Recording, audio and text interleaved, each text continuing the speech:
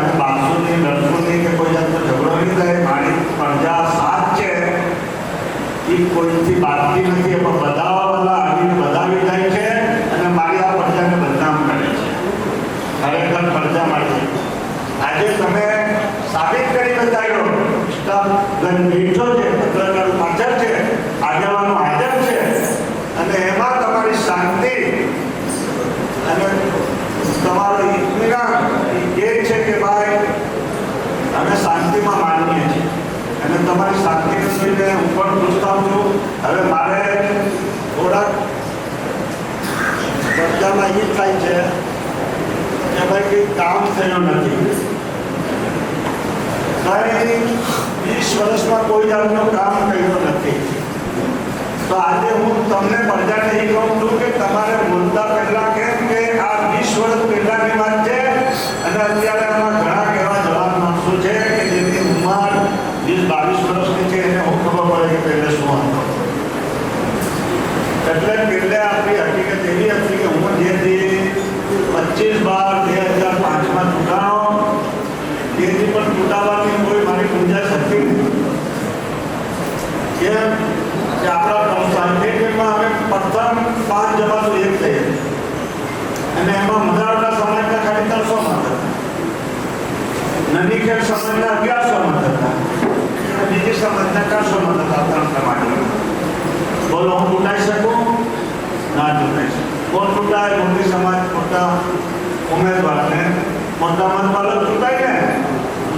પણ આ પબ્લિક 1100 મતવાળી અને 300માં એ ટાઈમમાં પણ 118 મતથી મારી ગઈ. તો પબ્લિક બેચારને છે ને, પબ્લિકને કહેવાની જરૂર નથી રહેતી. પબ્લિકે એને ભવિષ્ય વિચાર્યો કે ભાઈ આ આવશે તો કંઈ થશે. બાકી પરિણામની આપણી સ્થિતિ એ હતી કે આપણે એક ઘર જ કરવું હતું તો આપણે 3 ઠેકાણેથી બર્તન લેવા જવા પડતા હતા. ચાંદની મસ્જિદ કમિટી, ચિરાગ કમિટી અને ગાજી જમાત, આ 3 જમાતોમાંથી ભેગા કરતા હતા. જવા આપણે એક ઘરે સૈયદવાળાના ડેરામાં થતો હતો માનવા પાર્ટી અને બધાને પૈસાવાળો હતો તો ગાજી જમાત ઘરે બુકિંગ કરીને કરતા હતા. પછી મેં આવી અને મને એમ થયું પૈસા કંઈ હતા નહીં. લોકો એમ કહે છે કે 80 લાખ રૂપિયા આપ્યા સમાજે. એ આપણામાંથી કોઈ વાતો કરે છે અને બીજાને હળગાવે છે. એટલે 80 લાખ તો તમે કહો છો કે એ જે પેમાં અમે ભેગા થયા છે તેમ સિદ્ધિકભાઈ સુલતાનજી મોટી સમાજના ફળમો અને 31 વર્ષ પટેલે તે ટાઈમમાં કરી તો 31 રૂપિયા તમે નથી કર્યા. અને ઈશ્વર પટેલ પાર્ટીના મધાવડા જમાતમાંથી રજિસ્ટર બોલે છે વધુમાં વધુ 35,000 રૂપિયા તમે સિલિકના નોટ પર. બીજી સમાજે 500,000 એમ આપ્યા. બાકી મોટી 1100 મતની જમાતે 11 રૂપિયામાં નથી આપ્યા. તો તમે આ પટેલને જઈને પૂછો કે આ પૈસા નાખ્યા ક્યાં? આજે અમે બોલીએ છીએ તમે બદનામ થાય છે કે પટેલની પાસે નથી મળે. પટેલ કાંઈ મળે છે તો ગાડીમાં બેઠાડીને ઘરે મૂકી જાઉં છું. કોઈ બાપ નથી, રાખતો પણ નથી કે રાખવું પણ નથી. કુદરતે આ કાયમી છે તો ઇબાદત એક 5 મિનિટ મુસલમાન કરે છે, નમાઝ કરે છે અને એક કોમની ખિદમત પણ બહુ મોટી ઇબાદત છે. અને તમારી દુઆથી આજે મારી તંદુરસ્તી છે ને એ મારા માટે તમે જુવાન છોકરાથી તમારી તંદુરસ્તી કુદરતે બહુ મોટી આવ્યા કે રાતના દિવસના મેં કોઈને એમ નથી કીધું આજે હું થાકી ગયો. તમને કોઈનો ફોન આવ્યો તો હાજર થયો હતો. અને મારા પ્રભાસ પટેલના પટડી તો સાહેબ બીજા પણ જો કોઈ જાતિ સમાજના પણ આવે છે કામ લઈને તો એનું કામ બતાવી દઉં. વેરાવળ સમાજના પણ એટલા વર્ષોથી 20 વર્ષમાં જાતે કામ કર્યા છે. કેટલા સમાધાનો કર્યા છે અંદર રીતે જાય જાય. અમે કોઈ કહેતા નથી, અમે ફોટા પડાવતા નથી કે ફોટા પડાવવાની જરૂર પણ નથી. તમે અમારા ફોટા પાડો છો ને એ ગણત છે અને એનો સબીબ છે કે અમે જીતીએ છીએ. આજે બી ચૂંટણી મારે આપવી છે અને આજે બી કોઈ બી માણસ આવી જાય હું ફોરમ ભરીને આવી બંબઈ ભર્યો છું. મને આ પ્રજા પર ભરોસો છે અને આ પ્રજા જાણે છે કે 100 ઈસુ પટેલ તાકી જાય માટે આ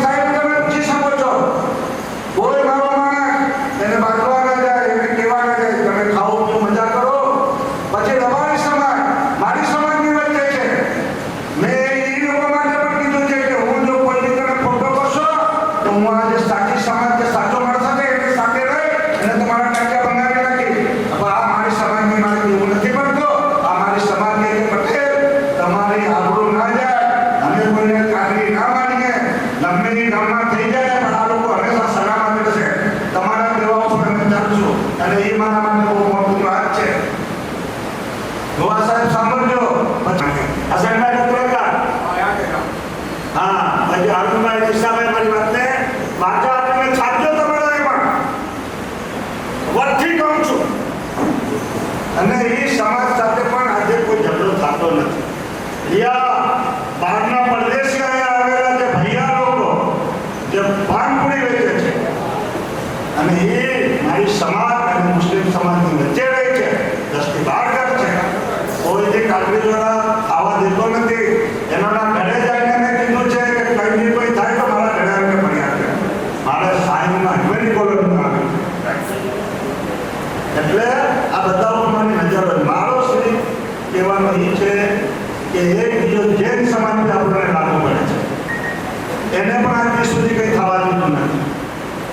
એટલી મોટી સમાજ હોવા છતાં પછી હું જાણું છું હજમેરી કોલોની ત્યાં મારો પટણીનો એક ઘર છે, આજુબાજુમાં ગાંધીઓના ઘર છે, એના પછી આ બાજુ કોલીઓના ઘર છે. હું બીચમાં બોર્ડરમાં એકલો રહું અને વિવાદ તો કેના ઉપર વિવાદમાં તો હું જ દેખાવ જાણો એમાં સાચો બોલે એ કરવા લાગે. આજે ત્યાંના ભાઈઓ કોલીઓ પણ મને માને છે, ઘાટીભાઈઓ માને છે કે એ મારી હજમેરી કોલોનીનો જેમને કંઈ બી કામ હોય ઘાટી હોય પત્ની હોય પઠાણ કોઈ હોય તો ત્યાં મારે એમાં બેસીને ઉતર કરી નાખું ફટાફટ કંઈ વાર લાગે. અને આજે આપણે જે ભેગા એ માટે ત્યાં છે કે આપણે ચૂંટણી છે દેવાની છે.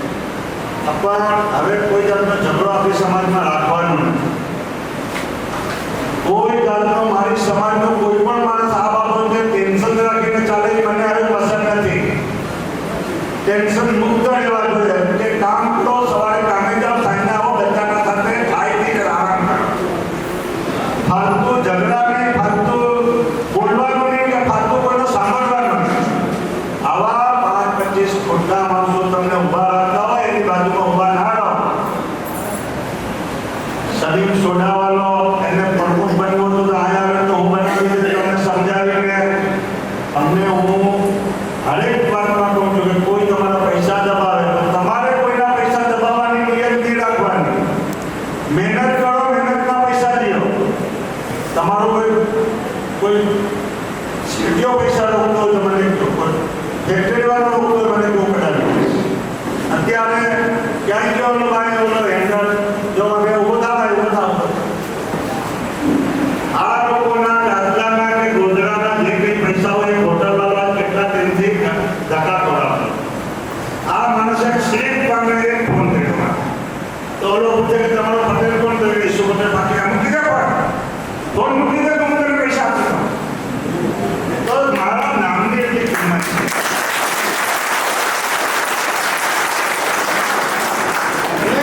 મારે પણ ગાડી માંગતા હોય એટલે આપણે મારે તમને શું કહેવાનું છે, કામ કરો, ખાઓ પીઓ અને મોજ કરો. બાકી કોઈની ઝંઝટમાં પડવાનું નહીં, કોઈ સાથે ફાલતુ વાતોમાં તમારો ટેરવેસ કરવાનો નહીં, ઓટલા ઉપર બેઠવાનું નહીં. કોઈ બહારનો પાકિસ્તાની હોય, બાંગ્લાદેશી હોય, કોઈ માણસ આવે તો મને જાણ કરો, હું પોલીસને એને અરજ સોંપી દે. આપણને ઝંઝટ જોઈએ નહીં કોઈ જાતની. અને આ દેશ આ સમાજ કરવાની જો છે 5-6 જણા એની વાતોમાં પણ આવવામાં આજે હું હમણાં તમારાથી બારી લેવાનો છું. કાલે એ લોકોએ મિટિંગ રાખી છે, સૈયદ જમાતે ડેરો આપ્યો છે. પત્ની સમાજ એટલી હલકુતે કે કોઈ પણ એને દબાવી દે, કોઈ પણ એને રોકી પાડી દે. અને તમારો એક જ ઇસ્યુ બદલ કાફી છે ખોટાઓ માટે. સચ્ચાઓ સામે હું કોઈ લડતો નથી અને ખોટામાં કોઈ મુક્ત નથી. મારું શું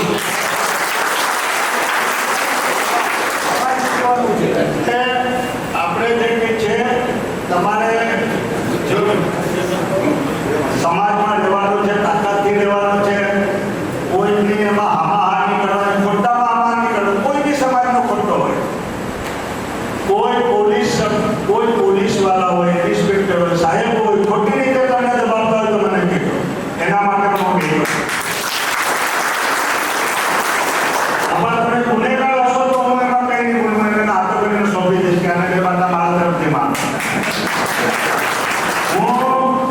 મુરારીની હિમાયત કરતો નથી, ચર્ચની હિમાયત કરતો નથી, દારૂડિયાની હિમાયત કરતો નથી. એ આખો પોલીસ તાણે છે.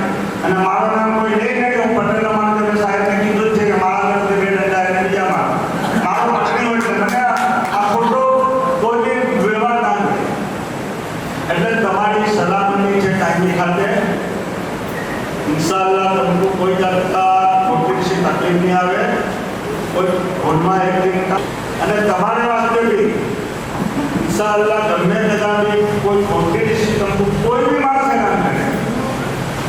કોઈ ગુંડા હોય, કોઈ મોહવાદી હોય કે કોઈ વાયરા માણસ હોય કે કોઈ દારૂ પીને કોઈ હેરાન કરતા હોય તો બીજા ફોન ગમે તે પર કરી દો. હું લગભગ 12-1 બજે તક કાયદી જાગતા હું मेरा उसूल है.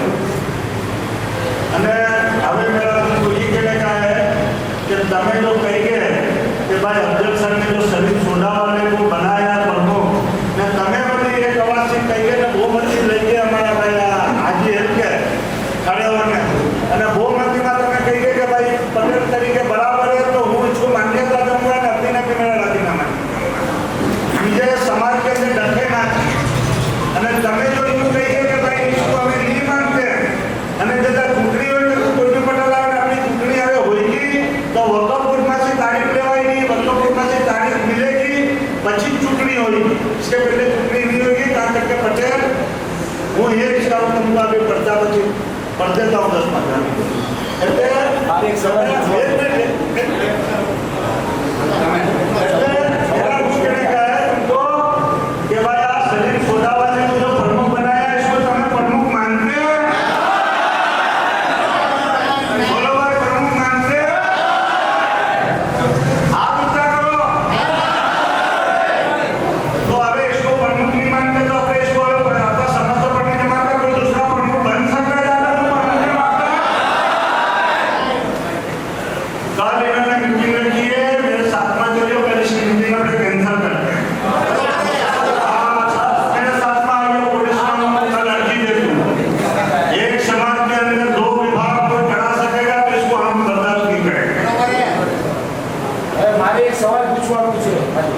તમને પટેલ એટલું જ પૂછવાનું છે કે ઇલેક્શન અને ચૂંટણી પટણી કોમની પછી જ આપવાની છે કે જ્યારે આમાં તલિયામાં 3 જણા બેઠેલા છે ને એનો પહેલા રાજીનામા જોઈએ.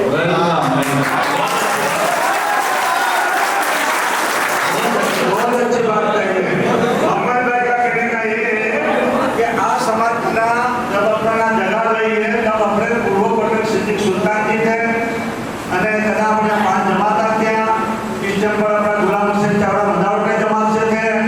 પછી અબ્દુલ સેક્રેટરી નદીકર જમાત से थे અને અબ્દુल रहमान अलीबाई जवान ये खाकी जमात से थे. આ 4 जमात के नाम पर दस्तावेज हुआ है અને આ समाज के पैसों से हुआ है. मोहम्मद भाई तुमने बहुत अच्छा सवाल करा तो मैं तुमको पूछता हूँ कि आज 4 जन के राजीनामे लेने के गुजर गैस का मरण से लेने का जब तक के अभी मैं हाजिर प्रमुख हूँ तो इनके राजीनामे में जब भी बोलूँ तब मेरे को ले जाने पड़ेगा. इसमें तुम्हें समझ है?